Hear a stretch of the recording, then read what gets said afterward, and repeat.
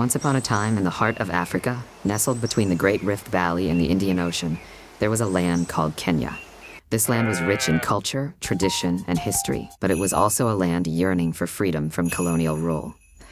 In the midst of this struggle, a man named Jomo Kenyatta emerged as a beacon of hope and determination for his people. Jomo Kenyatta, born Kama Wangengi, grew up in the small village of Gatundu. As a young boy, he was curious and eager to learn. He often listened to the elders' tales of bravery and resilience, tales that would later shape his vision for a free Kenya.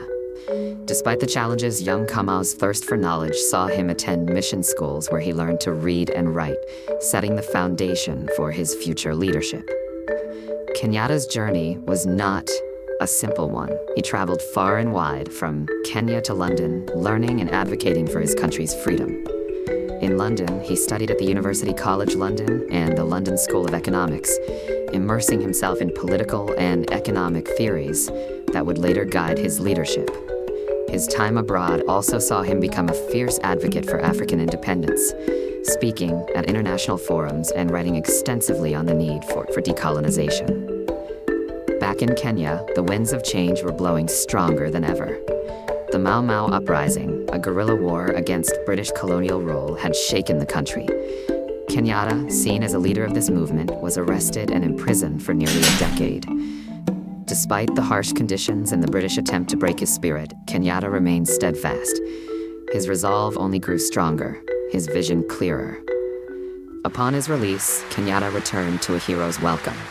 The struggle had not been in vain. On December 12, 1963, Kenya gained its independence, and Jomo Kenyatta became its first prime minister. A year later, he became the country's first president. His presidency marked the beginning of a new era, one filled with hope, unity, and the promise of a better future. Kenyatta's leadership was characterized by his efforts to unite the diverse tribes of Kenya. He preached the philosophy of Harambee, a Swahili word meaning pulling together. Under his guidance, the country embarked on significant development projects, building schools, hospitals, and infrastructure that laid the foundation for Kenya's future prosperity. However, his presidency was not without challenges. There were moments of political tension, economic difficulties, and regional disparities.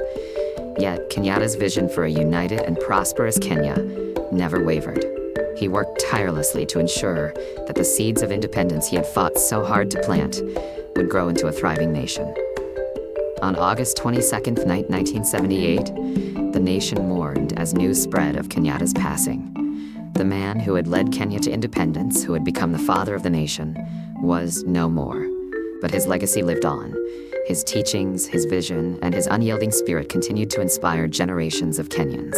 Jomo Kenyatta's story is one of resilience, determination, and unwavering love for his country. It teaches us that no matter the challenges we face, with unity, vision, and hard work, we can achieve greatness. It is a story that reminds us of the power of dreams and the strength of a people united in purpose.